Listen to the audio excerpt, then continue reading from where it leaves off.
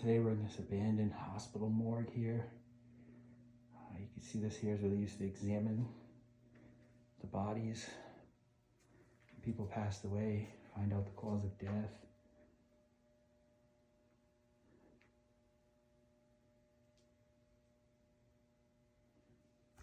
Through here is where the bodies were stored before.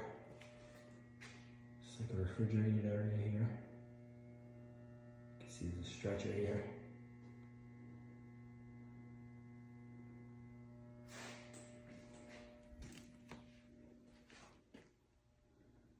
So they'd walk through this door, they'd wheel the bodies in here, they'd get them on the table, and they would do their examination.